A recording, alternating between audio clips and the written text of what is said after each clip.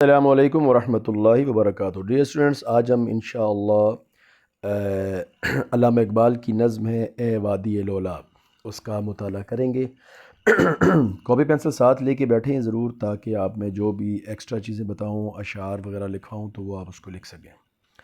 سب سے پہلے اس کا تھوڑا سا بیک گراؤنڈ میں آپ کے سامنے بیان کر رہا ہوں، جس کو آپ نے غور سے سننا ہے۔ یہ جو نظم ہے اے وادی لولاب، یہ علامہ اقبال نے ایک فرضی سا ایک کردار بنایا ہے، جس کا نام ہے زیغم لولابی۔ ٹھیک ہے جی، زیغم لولابی ایک بندے کا نام ہے، اور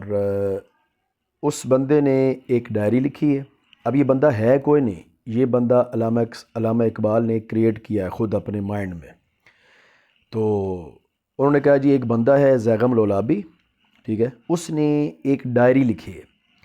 اس ڈائری کے اندر اس نے اپنی کشمیر کے ساتھ محبت کو بیان کیا ہے، چونکہ جو وادی لولاب ہے یہ کشمیر کے اندر موجود ہے، اور جو علامہ اقبال ہیں ان کے آباء و اجداد جو ہیں وہ کشمیر سے تعلق رکھتے تھے، اس لیے علامہ اقبال کو اس سے محبت بھی تھی۔ تو علامہ اقبال ظاہر ہے کشمیر سے محبت کرتے ہیں اور چاہتے ہیں کہ وہ بالکل آزاد ہو ہر شے سے، اور کوئی دشمن وہاں پر نہ ہو۔ تو اپنے ان جذبات کا اظہار وہ کرنا چاہ رہے تھے، تو انہوں نے کیا کیا کہ ایک فرضی سا ایک کردار بنایا، اس کا نام ہے زیغم لولابی۔ اب زیغم لولابی نے ایک ڈائری لکھی، ایک بیاض لکھی، ڈائری لکھی، اور اس ڈائری کے اندر اس نے اپنی فیلنگز کو بیان کیا ہے کشمیریوں کے لیے اور کشمیر کے لیے، اس کی خوبصورتی کو بیان کیا ہے، کشمیریوں کو کیا کرنا چاہیے اس نے یہ بیان کیا ہے، اور وہ کشمیر کے حوالے سے کیا چاہتا ہے اس نے یہ بیان کیا ہے۔ ٹھیک ہے، اب اس نے جو اپنی ڈائری کے اندر بیان کیا ہے، علامہ اقبال نے اس کو 19 نظموں کے اندر رقم کیا ہے، یعنی وہ ساری جو اس کی فیلنگز ہیں وہ اس نے 19 نظموں کے اندر لکھی ہے۔ ٹھیک ہے، ان میں سے ایک نظم کیا ہے، اے وادی لولاب۔ اب یہ بات آپ نے دوبارہ سے میں آپ کو دہرا رہا ہوں کہ آپ نے یہ بات ذہن میں رکھنی ہے کہ زیغم لولابی کوئی فزیکل کریکٹر نہیں ہے۔ یہ علامہ اقبال، یہ شاعر جو ہوتے ہیں، یہ ایک اوبیسلی ایک انوکھی سی بات کرتے ہیں۔ شاعر نے کیا کیا، دیکھو، خود ایک کردار بنایا اور کہا جی اس نے ایک کردار ہے زیغم لولابی، اس نے ایک ڈائری لکھی ہے، حالانکہ اس نے لکھی کوئی نہیں ہے، نہ ہی کوئی زیغم لولابی ہے، نہ ہی اس نے کوئی ڈائری لکھی ہے، لیکن علامہ صاحب کہہ رہے ہیں کہ جی ایک بندہ ہے زیغم لولابی، اس نے ایک ڈائری لکھی ہے، ڈائری کے اندر جو اس نے بیان کیا ہے، اس ساری چیز کو علامہ اقبال نے اپنی 19 نظموں کے اندر بیان کیا۔ ٹھیک ہے،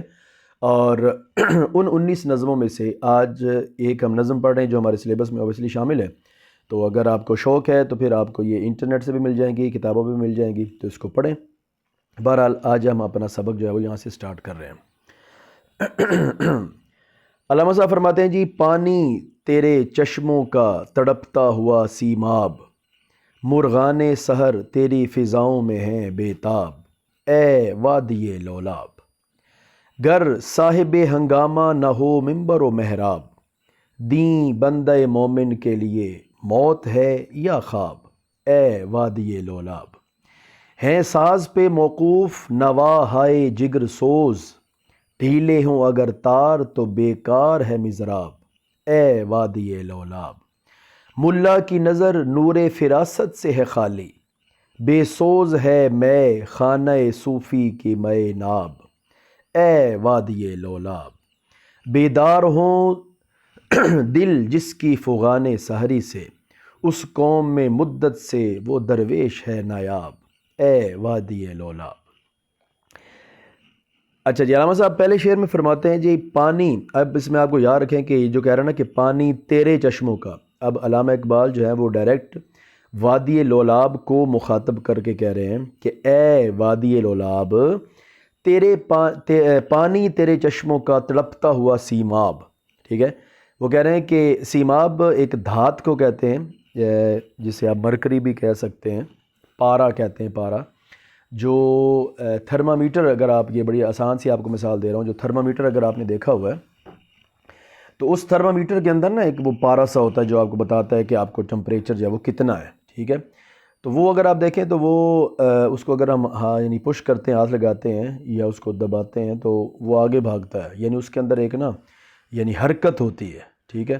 تو کہہ رہا ہے کہ اے وادی الولاب، پانی تیرے چشموں کا تڑپتا ہوا سیماب، کہ اے وادی الولاب تیرے چشموں کا پانی یعنی سیماب کی طرح حرکت پذیر رہتا ہے، ٹھیک ہے، یعنی چلتا رہتا ہے، رکتا نہیں ہے۔ اور مرغان سحر تیری فضاؤں میں ہے بےتاب، مرغان سحر، مرغان مرغ کی جمع ہے، یہ فارسی کا لفظ ہے، اور مرغ فارسی میں کہتے ہیں پرندے کو، ٹھیک ہے جی، اور مرغان اس کی جمع ہے۔ تو مرغان سحر، سحر سے مطلب ہوتا ہے یعنی صبح، صبح کے جو پرندے ہیں وہ تیری فضاؤں میں بےتاب ہیں، ٹھیک ہے۔ اور اے وادی الولاب، جو تیری یعنی تیرے اندر جب صبح ہوتی ہے تو اس وقت جو پرندے ہوتے ہیں وہ فضاؤں میں بےتاب یعنی اڑتے پھرتے ہیں یا زمین پر کلیل کرتے ہیں، ٹھیک ہے۔ اب یہاں پر اس کا مطلب یہ ہے کہ وہ کہہ رہا ہے کہ یعنی پانی سے مراد یعنی جو شاعر ہے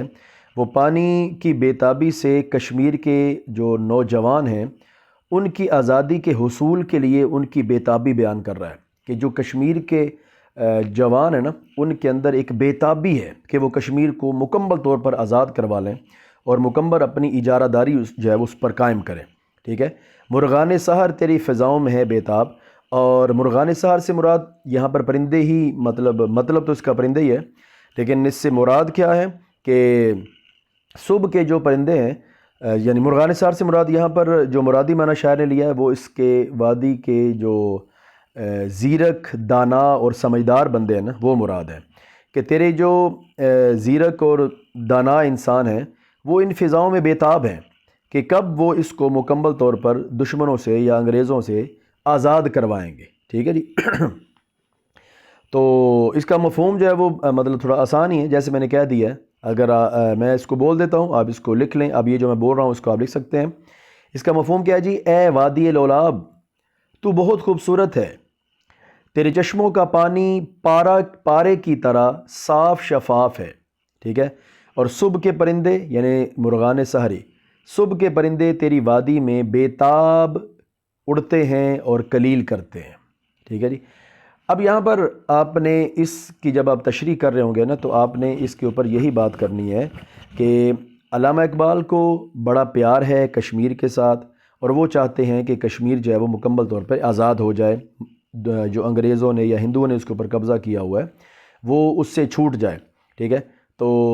علامہ اقبال کہہ رہے ہیں کہ تیرے جو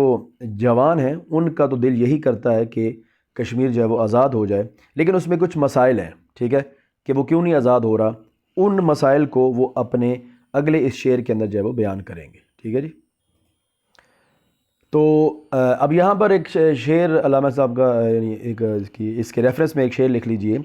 کہ چلنے والے نکل گئے ہیں جو ٹھہرے ذرا کچل گئے ہیں۔ مطلب علامہ صاحب کہہ رہے ہیں کہ جب تک آپ مسلسل جد و جہد کرتے رہیں گے اور کوشش کرتے رہیں گے تو انشاءاللہ کشمیر آپ کے ہاتھوں میں ہوگا اور کشمیری آزاد بھی ہوگا، اور اگر آپ نے محنت جد و جہد چھوڑ دی تو پھر آپ کشمیر کو کبھی بھی حاصل نہیں کر پائیں گے، ٹھیک ہے۔ میں شعر دہرا دیتا ہوں، چلنے والے نکل گئے ہیں جو ٹھہرے ذرا کچل گئے ہیں۔ چلنے والے نکل جاتے ہیں، محنتیں کرنے والے اپنے مقصد کو حاصل کر لیتے ہیں، جو ٹھہرے ذرا کچل گئے، اور جو ٹھہر جاتے ہیں، جو سست ہو جاتے ہیں، پھر وہ اپنے منزل تک نہیں پہنچ سکتے۔ تو اے مرغان سحر، اگر تم نے اپنی اس کشمیر کو آزاد کروانا ہے تو پھر تمہیں مسلسل محنت کرنی پڑے گی، اور اس مسلسل محنت کے بدلے میں انشاءاللہ ایک دن کشمیر ضرور آزاد ہوگا، ٹھیک ہے جی۔ نیکسٹ جی بابا جی فرماتے ہیں کہ جی گر صاحب ہنگامان، اب وہ جو میں آپ کو کہہ رہا تھا نا کہ کچھ مسائل ہیں، کیا وجہ ہے کہ ہم کشمیر کو حاصل نہیں کر پا رہے، تو کہتے ہیں گر صاحب ہنگامہ نہ ہو منبر و محراب، دین بندہ مومن کے لیے موت ہے یا خواب، اے وادی الولاب۔ بڑی پیاری سی بات کی ہے انہوں نے، زبردست بات کی ہے کہ گر صاحب ہنگامہ نہ ہو منبر و محراب۔ ممبر وہ مسجد کے اندر وہ ایک سٹیج سا بنا ہوتا ہے، وہ جس کے اوپر وہ 3 سیڑھیاں ہوتی ہیں نا، تو اس کے اوپر علامہ صاحب بیٹھ کے جب خطبہ دیتے ہیں اس کو ممبر کہتے ہیں، اور محراب وہ جس کے اندر امام جو ہے وہ کھڑے ہو کر مسجد میں جماعت کرواتا ہے یا نماز پڑھاتا ہے، ٹھیک ہے جی، اس کو کہتے ہیں۔ تو مراد یہاں پر کیا ہے؟ ممبر و محراب میں کھڑے ہو کر یا ممبر پر بیٹھ کر بولنے والے علماء، ٹھیک ہے، تقریریں کرنے والے لوگ کہتے ہیں گر کا گر اصل میں ہوتا ہے گر صاحب ہنگامہ نہ ہو۔ صاحب ہنگامہ کا مطلب ہوتا ہے اپنی بات کر کے دوسروں کو موٹیویٹ کرنے والا بندہ۔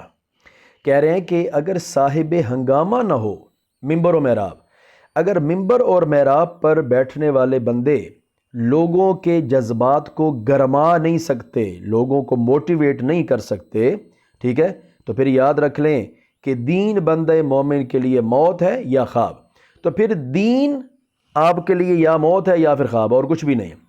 کیونکہ دین اگر آپ کے اندر چینج نہیں لا رہا، دین آپ کو پسیج نہیں رہا، دین آپ کے دل کو نرم نہیں کر رہا، تو پھر دین کا کوئی فائدہ نہیں ہے۔ دین تو ایسی شے ہوتی ہے جو آپ کو نرم کرتی ہے، آپ کے جذبات کو گرماتی ہے، اور اگر دین آپ کے جذبات کو نہیں گرما رہا، آپ صرف خشک نمازیں پڑھی جا رہے ہیں، یا آپ پیر بن کر پیر خانوں میں صرف بیٹھے ہوئے ہیں، اور دین کو آپ صرف 5 نمازیں اور روزہ زکوٰۃ تک ہی رکھتے ہیں، تو پھر یاد رکھیں کشمیر اس طرح آزاد نہیں ہوتا۔